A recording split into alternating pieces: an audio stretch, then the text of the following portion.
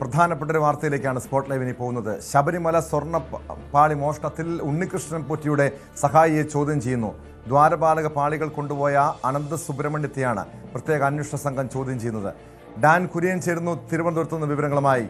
Dan, ഈ ഉണ്ണികൃഷ്ണൻ പോറ്റിയുടെ സഹായിയാണ് അനന്ത സുബ്രഹ്മണ്യൻ. ഈ സ്വർണ്ണപ്പാളി മോഷണത്തിൽ ഇയാൾക്ക് എത്രത്തോളം പങ്കുണ്ടെന്നാണ് അന്വേഷണ സംഘം കരുതുന്നത്?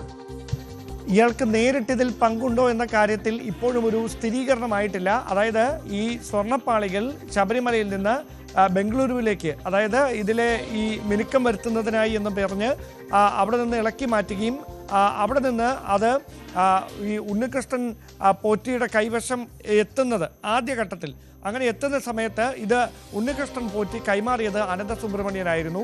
അനന്ത സുബ്രഹ്മണ്യമാണ് ഇതുമായിട്ട് ബംഗളൂരുവിലേക്ക് എത്തിയത് എന്നാണ് വിവരം. അങ്ങനെ അനന്ത സുബ്രഹ്മണ്യൻ ഹൈക്കോടതിയുടെ ഒരു നിരീക്ഷണം ഈ വിഷയത്തിൽ ഉണ്ടാകുന്നതുവരെ ഈ സ്വർണ്ണപ്പാളികൾ സൂക്ഷിച്ചിരുന്നത് അനന്ത സുബ്രഹ്മണ്യമായിരുന്നു എന്ന തരത്തിലുള്ള സൂചനകളാണ് പുറത്തു വന്നത്. അത്തരത്തിലുള്ള വിവരങ്ങളാണ് അന്വേഷണ സംഘത്തിന് ലഭിച്ചത്. പിന്നീടാണ് ഇത് സഹോദരിയുടെ വീട്ടിൽ നിന്ന്, അതായത് ഉണ്ണികൃഷ്ണൻ പോറ്റിയുടെ വെഞ്ഞാറമ്മൂടുള്ള സഹോദരിയുടെ വീട്ടിൽ നിന്നത് കണ്ടെത്തുകയും ചെയ്യുന്ന തരത്തിലേക്ക് കാര്യങ്ങൾ എത്തുന്നത്. അതായത് ഈ കാര്യങ്ങൾ, അതായത് ഇത് അപഹരിക്കപ്പെട്ടതാണെന്ന് അറിഞ്ഞുകൊണ്ട് തന്നെയാണോ അനന്ത സുബ്രഹ്മണ്യം ഇത് സൂക്ഷിച്ചത്, അതിൻ്റെ കൈമാറ്റം നടത്തിയത് എന്നതടക്കമുള്ള കാര്യങ്ങളിലാണ് വ്യക്തത വരാനുള്ളത്. ഇപ്പോൾ ചോദ്യം ചെയ്യൽ തുടങ്ങിയിട്ട് മണിക്കൂറുകൾ പിന്നിടുന്നു. പക്ഷേ ഇപ്പോഴും കൃത്യമായ ഒരു ഉത്തരം അനന്ത സുബ്രഹ്മണ്യം ഉദ്യോഗസ്ഥർക്ക് നൽകിയിട്ടുണ്ടോ എന്നതിൽ സംശയം നിലനിൽക്കുകയാണ്. ആ വിവരങ്ങളും വിശദാംശങ്ങളുമൊക്കെ ലഭിക്കേണ്ടിയിരിക്കുന്നു. എന്തായാലും ഈ സ്വർണ്ണപ്പാളികളിൽ മാത്രം ഒതുങ്ങുന്നതല്ല ഉണ്ണികൃഷ്ണൻ പോറ്റിയുടെ സാമ്പത്തിക ഇടപാടുകൾ എന്നതാണ് ഏറ്റവും പ്രധാനപ്പെട്ട കാര്യം. അതുകൊണ്ട് തന്നെയാണ് കഴിഞ്ഞ ഏതാനും വർഷങ്ങൾക്കിടയിൽ ഉണ്ണികൃഷ്ണൻ പോറ്റി നടത്തിയിട്ടുള്ള ഭൂമി ഇടപാടുകൾ ഉൾപ്പെടെയുള്ളവ വിശദമായി പരിശോധിക്കുന്നത്. അതുകൊണ്ട് തന്നെ അതിലേക്ക് വെളിച്ചം വീശുന്ന ഏതെങ്കിലും തരത്തിലുള്ള സൂചനകൾ അദ്ദേഹത്തിൻ്റെ സഹായി കൂടിയായിട്ടുള്ള ഈ അനന്ത സുബ്രഹ്മണ്യൻ്റെ ഭാഗത്തു നിന്ന് ലഭിക്കുമോ എന്നതാണ് അന്വേഷണ ഉദ്യോഗസ്ഥർ പ്രധാനമായും ഇപ്പോൾ ചകഞ്ഞുകൊണ്ടിരിക്കുന്നത്. ദീപാവലി ദിവസമായിട്ടും ഈ കേസിന്റെ ഒരു ഗൗരവം കണക്കിലെടുത്തുകൊണ്ട് തന്നെയാണ് ചോദ്യം ചെയ്യുന്നത്. അതുപോലെ തന്നെ ഈ ബംഗളൂരുവിലാണ് ഇതിന്റെ ഗൂഢാലോചന നടന്നതെന്ന് ഉണ്ണികൃഷ്ണൻ പോറ്റി തന്നെ മൊഴി നൽകിയിരുന്നു. ഒരു 5 പേരിലേക്കാണ്, 5 പേരാണ് സംശയനിഴലിലുള്ളത്. അവരെ കണ്ടെത്താൻ കഴിഞ്ഞിട്ടുണ്ടോ?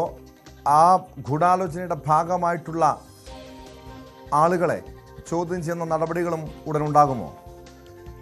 അതായത് ഈ പ്രതിപട്ടികയിൽ ഉൾപ്പെട്ടിരിക്കുന്ന 10 പേരുണ്ട് ദേവസ്വം ബോർഡ് ജീവനക്കാർ. അവരിലേക്കായിരിക്കും ആദ്യഘട്ടത്തിൽ അന്വേഷണം എത്തുകയെന്നാണ് നമുക്ക് ലഭിക്കുന്ന സൂചനകൾ.